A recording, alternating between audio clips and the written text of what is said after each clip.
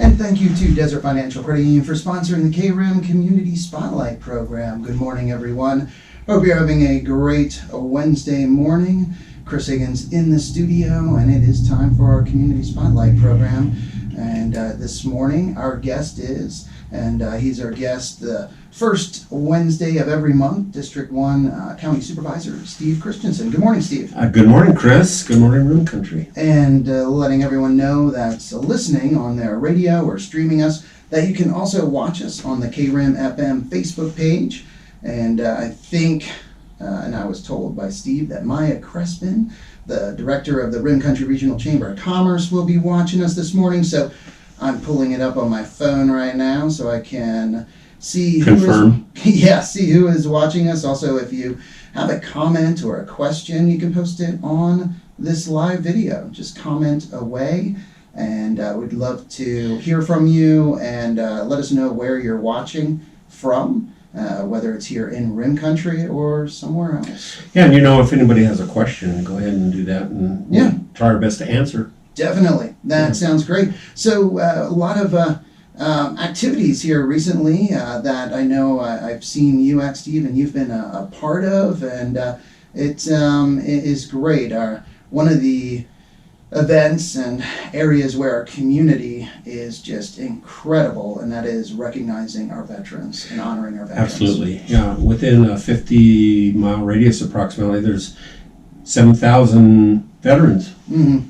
So it's a large community of veterans. We are very proud of having them, and we want to honor all of our veterans, men and women both, that have served, are serving currently, and will serve. And so not everybody is a veteran, but we can certainly honor those who have stood up for our nation and served. So we do want to do that. And November 11th, which is not too long ago, less than a month, was Veterans Day. Maybe some people don't know why it's November 11th. And it's November 11th because that is the anniversary of when World War I ended. Also referred to Armistice Day there for a while, but now it's permanently Veterans Day. So it ended on November 11th at the 11th hour. There we go. And so it... and that's where the memorial, I don't know if you saw, I have not visited this memorial. It's down in Anthem, their Veterans Memorial. Yeah. It was constructed to where on November 11th at 11:11, the sunlight shines perfectly through these columns with holes that allow the U.S. seal to be displayed on the ground. And it was constructed in a way, and it's off by, there's a variance of like a few seconds each year, because for the next 100 years, with all the different changes, with the sun and everything, it is within a few seconds. So it's not exactly at 11 o'clock and 11 minutes and 11 seconds. It's off, just a little bit, but it's amazing. Yeah, that's really neat. I did not know that. So it's kind of like a sundial tribute to that day. Correct. Yeah. Correct. Yeah. And a lot of people, I guess, go there. They, I was told, because we shared the post on our Facebook page, and people from that area or that I visited said, you need to get there about 9 o'clock.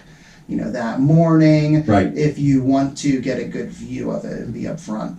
So. Well, that's neat. And of course, so we remember our veterans that way. And then, today's Pearl Harbor Day. December 7th, 1941, that would be 81 years ago. Today we were attacked by the Japanese Empire at Pearl Harbor, which plunged us into a Pacific region kind of conflict, and we were in battle for our very country, and many don't remember those kind of days, or even think about having to face that kind of a thing where you're actually in battle for your country, to exist going forward. So we want to thank everyone that served there, and the veterans here locally, along with the Sawmill Theaters, which I got to commend Craig down there. That he opened up the theaters this last Saturday. What went on this last Saturday? So December 3rd, they showed the film Midway, and this is the one with Charlton Heston and Henry Ford. And quite a number of other great actors. The Battle of Midway was over some islands in the Pacific called the Midway Islands, and it was critical for us to win that so that we could set up an air base which would give us a close proximity to be able to reach Japan with bombers and things like that. So it was a very critical battle. So I think there's nothing wrong. We culturally are changing, and for some reason there's something wrong with being a patriot or loving your country, loving America or its history, and say, well, we've made mistakes. Of course, everyone makes mistakes.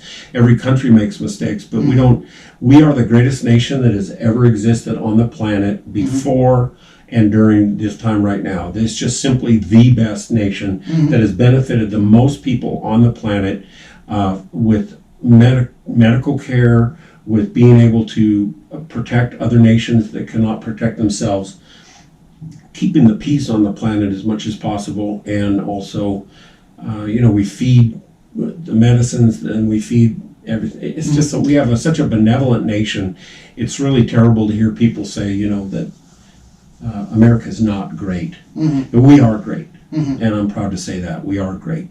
Oh, yeah. And the freedoms, I know when you, and it's great to get an opportunity to travel outside the country, because I think for those that haven't been outside the U.S., it's a little bit harder to grasp the freedoms that we have and what it's like in the majority of the world. We're one country.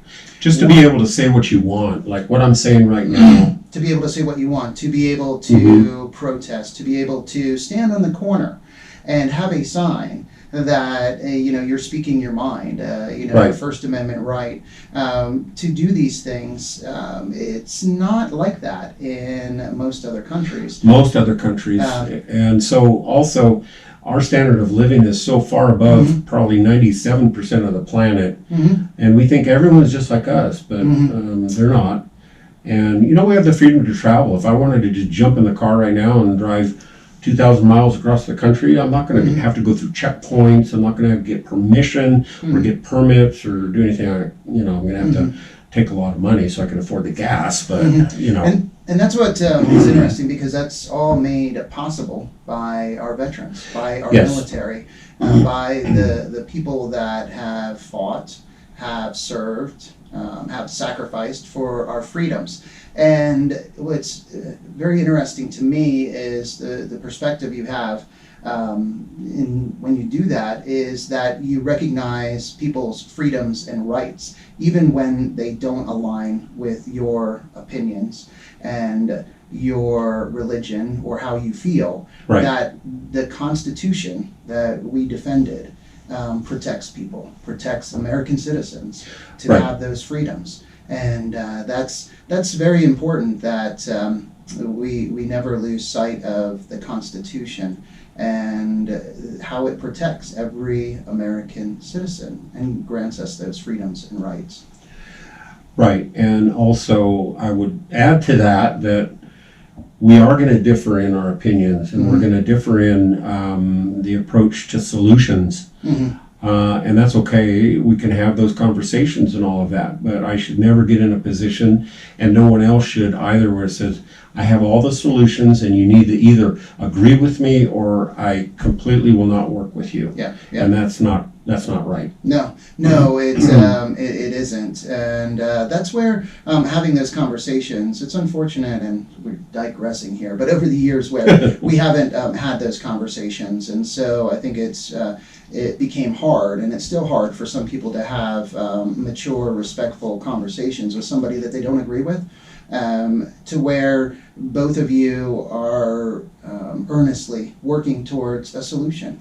That you're both coming, approaching it as you both care about what it is, that you're looking at, but you just have different ideas, different opinions. Right, and a lot of times I'll be talking with someone that I really disagree fundamentally on many items or topics, and then but then I'll hear something that helps me to grow in that respect. Yeah. And so if we just keep those kind of conversations open without taking personal offense or being personal about it, Yep. then we can come to common ground on a lot of things. Yep. And the reality is there is always, I believe, and from what I've experienced, there's always more that we agree on than that we disagree on.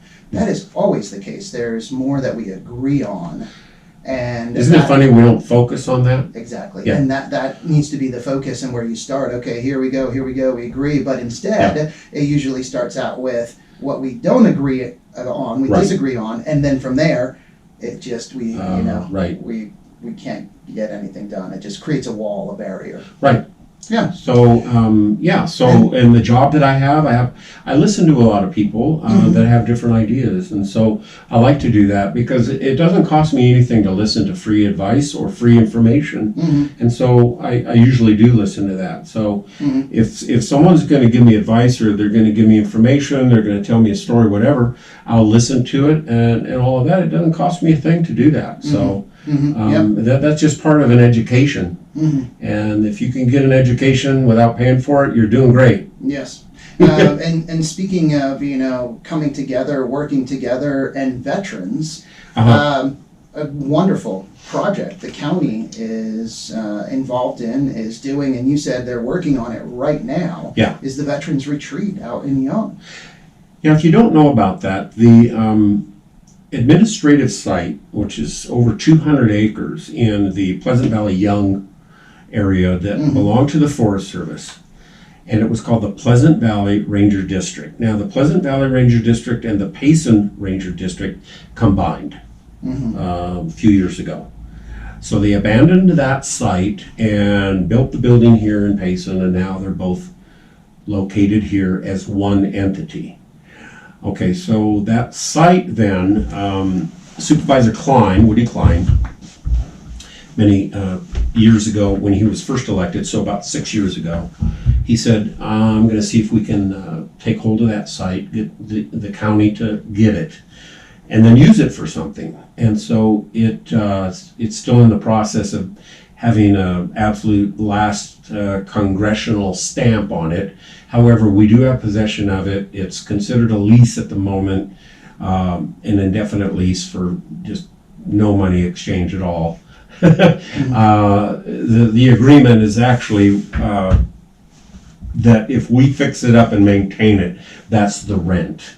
And so we are fixing it up and we are maintaining it. And it's 200 some acres. It's got a number of buildings on it, and it's a great site. And so Woody's idea, and which we all agree on, is to turn it into a fantastic retreat for veterans.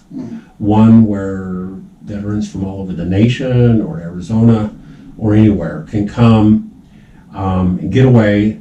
They can camp, they can stay in dorm type situation, they can have parties, gatherings, get-togethers, all of those kind of things. And so that is growing in its scope, and we have started spending money in that direction to do the remodeling and get things squared away. That's going to take a little time to do, but it's a very exciting project, and we should be excited. Oh yeah. Yeah. No, it's just reading about it, hearing about it, and what it's going to provide for veterans. It is exciting. It's exciting. Oh, and it's beautiful. I've been over there. If you've never been to Pleasant Valley or Young, same thing. It's a beautiful part of our state. It's just a rolling, grassy kind of hills over there with, it's just beautiful. You think, wow, where am I? This is really nice. The only other place that looks like that I have seen in Arizona is down by Patagonia. Oh yeah. Down in the Sonoran Desert, and it's very similar that way. Just stunningly beautiful. It almost looks like you're in, I don't know, the Napa Valley or something, kind of like this just pristine, nice environment. I mean, it's just really cool. Real nice. And to keep talking about veterans and events that honor our veterans here in Rim Country, I know I didn't mention this before the program, but December 17th is Wreaths Across America, which is a wonderful program that has been done here for, I don't know, a few years, at least I think 3, 4, maybe 5 years now. But it is a program that remembers, honors, and also remembers and honors veterans that are no longer with us, but then teaches young people, because the group encourages young people, children, to be involved and place wreaths on the graves of veterans here in RIM country. Uh-huh. So that program starts at the Green Valley Park Veterans Memorial at 11 o'clock on December 17th, and then they go out to the different cemeteries and place the wreaths. But just another example of an event here in RIM country. Yeah. It's Actually, today as well, right now, started at 10.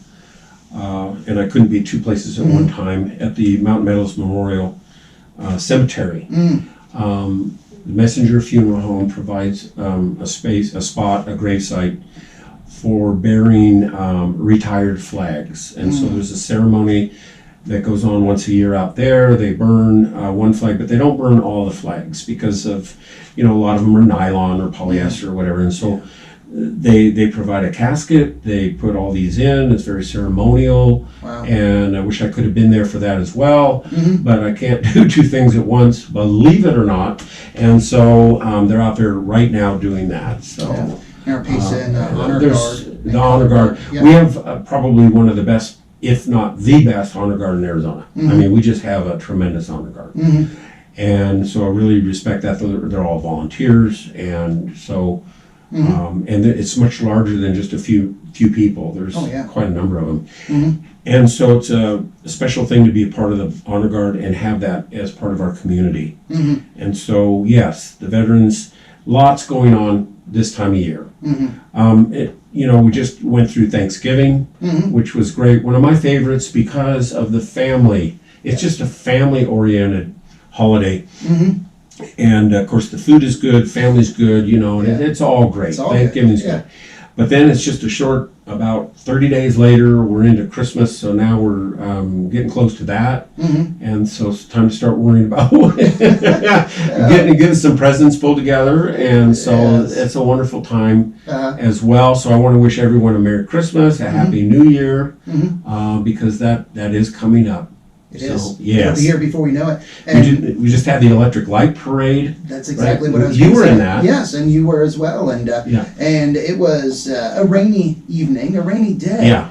But I have to commend and thank everyone that came out to the parade. There were so many people lining Main Street. Yeah, I kind of thought, well, we're going to have the parade one way or the other. Yes. But there won't be as many people. But there was just hundreds of people out there, and some of them had umbrellas, some of them didn't have anything, and then some of them had bonfires and fire pits going. The pop-ups, and they were cuddled up with all their blankets, and so many little children too. It was wonderful. It really was. It was. So I really want to thank. One of our best parades, by the way. Oh yes, the Electric Light Parade. Yeah. And there were, oh my goodness, I think double the amount of entries compared to last year, which was great to see. So also a big shout out and thank you to all of the participants, all of the businesses and organizations and individuals that took the time to decorate floats, their vehicles, and to be in the parade. And also the town of Payson, Parks Recreation, our streets department, our first responders. Police. Yes, everyone that was out there. It was incredibly well organized, and it was a great evening regardless of the rain. I remember when they started that, and it was about 22 years ago, if I remember right, and it was the Wolves. And WOLFE. So the gentleman's name eludes me his first name, but he was on our council. Gotcha. Dick Wolf. Dick Wolf, Yeah. That's it. And then and it was also down 87. I know I was sharing with our town manager where I remember being in, the rodeo parade went down there, and I'm pretty sure the Electric Light Parade, the parades just went down 87, and we would stage on Rancho Road. And I remember one Electric Light Parade because it was snowing and staging on Rancho Road. Yeah, I remember it snowing once on Main Street. So Yeah.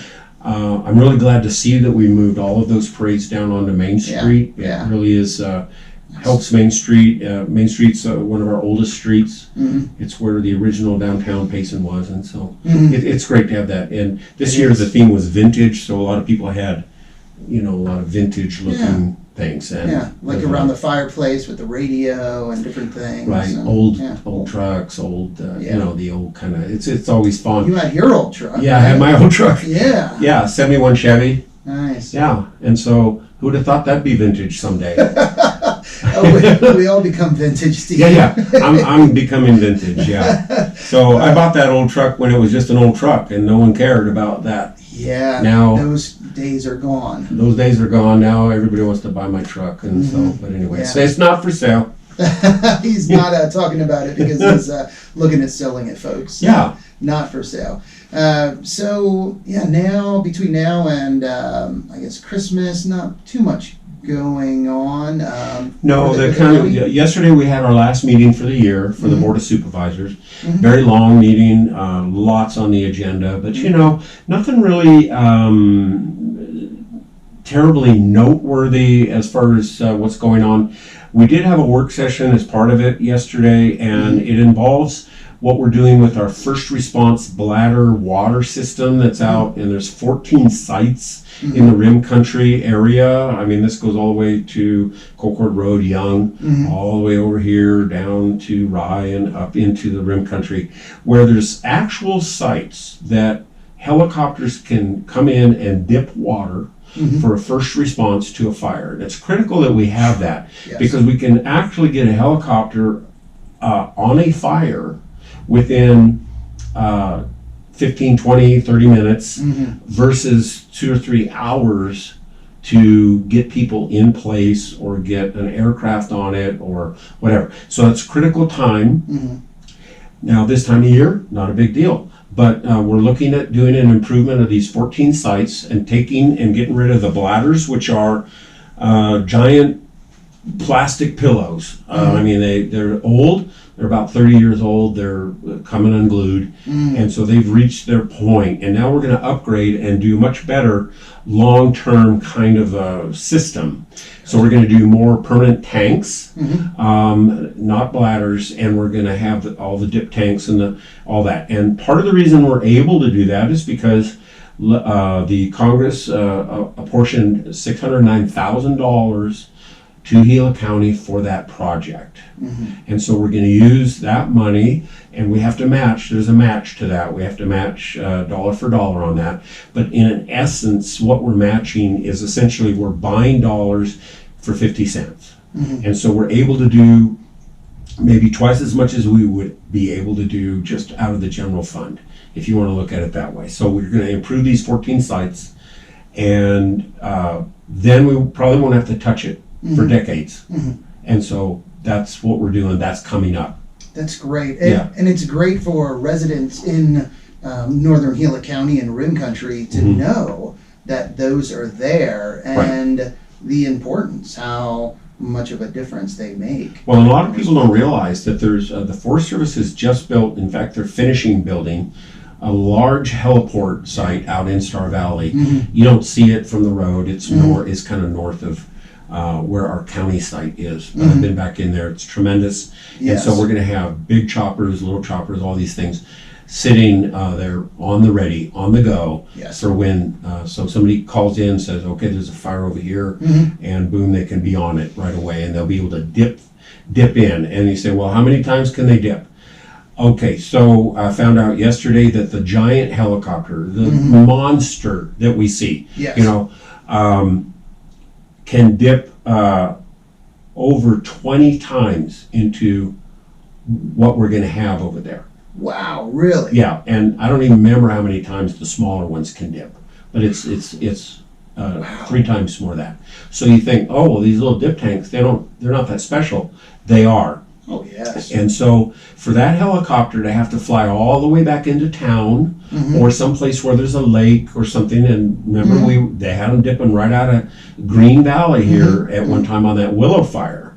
And so for them to fly all the way back to dip and then go all the way back, and when I say that, I mean 15 miles, then that delays the amount of water they can put on there immediately. The idea there is to stop the fire as quickly or suppress it, slow it down, do anything to just until we can attack it better. And that way we might be able to avoid a lot of structures, people getting hurt, properties, all that, giant fires. We want to avoid that. No, that is great. And our wildland firefighting crews do an incredible job. You think about recent years fires that have started in different places and how quickly they get to them and get them put out. Right, so this is a partnership. See, the county is doing this. I know we're getting a grant, but the county taxpayers are paying for part of it. This isn't a project done by any helicopter company. It's not done by the Forest Service. So it's to partner and work together. And so it takes that. You have to work together on stuff and build these relationships and partnerships in order to accomplish the greater good. And so that's just part of what I do. That's part of my job, just to kind of look at what needs to be done and do our best to get there. Yeah. And especially the larger projects, it is very, very hard for smaller organizations, and Gila County is a smaller, when we can't do it all on our own. It's like we're building a $28 million bridge down in Tonto Basin. The Gila County taxpayers are not paying that whole bill. Okay, it's costing the taxpayers $3 million, which we can handle, but the rest is grants from federal government. Yes. Yeah. And so that bridge has been talked about being built for decades, but we're going to get it done now. And so, that's going to cause some growth down there and this and that. But, I don't think we can prevent growth. No. So you just have to manage how that growth occurs. Well, that's something, it is happening. It's going to happen. It's going to happen, and especially in northern Gila County, in RIM country. It's already been happening. It's not starting. It's been going on for... And it's such a desirable area. It's such a desirable area. There's a reason why you live here, why I live here, why others have moved here over the years. Because of the area, the desired area. It's not because we're making a lot of money here. It's because we want this lifestyle. Yes. Okay. Yeah. And and that's why we are here. We've been here 35 years. And love of the community. Absolutely. Love of the community, and there's people that when they come here, they recognize that, they experience that, and they don't want to leave. They say, this is where I'm going to stay. We are going to have more people move here. And, one thing that's actually going to trigger even more of that growth is the fact that when we have more of a reliable broadband or internet that's redundant in sense, and all that's coming, Elon Musk has got his satellites up there, and there's so many ways of accessing really reliable internet, then people don't have to go to an office building anymore to conduct business. So they may not need to live in Scottsdale or Mesa or something. They say, well, we have a place up in Payson and we can live there and conduct business. And so they come up, and that's economy for us. It's really good. It is. And speaking of that, I guess I need to mention and give a thank you, shout out to Sparklight, because that's who we have our internet service through. And it's been wonderful here at the KRIM cottage. And that's how you're able to watch our KRIM Facebook Live programs. There's no buffering, there's no issue at all. It has just been solid, and eventually that will be out to residents, and they'll offer residential service. It's an emerging technology, just like electricity was in rural America a century ago, where we're going to put in electricity, we're going to give you plumbing, we're going to, it's a utility that's coming, and there's no stopping it. It's coming, and it's a good thing. It is a very good thing. Well, wow, we can there's go 30 on minutes. there. I know. I love it though, because there's so many good things to talk about. So many things happening in the county, in your district, and it's great to see things happening. I appreciate the opportunity, and I just wish everyone a great holiday coming up. That sounds great. Yeah. Thank you so much, Steve. And thank you everyone for listening and watching today. And again, thank you to Desert Financial Credit Union for sponsoring our Community Spotlight program. Time to get back to the music with some Aerosmith, some Alice Cooper, Stray Cats, and more. But first, let's get a quick update from the National Weather Service. For Payson and surrounding areas. All right, there's off. And let me just delete. Got 7 minutes. Get rid of that. And 436. 436. Oh, I don't want to get rid of that one. Because I said we were going to play Aerosmith. All right, there we go. All right, guys. See you later. Have a great day.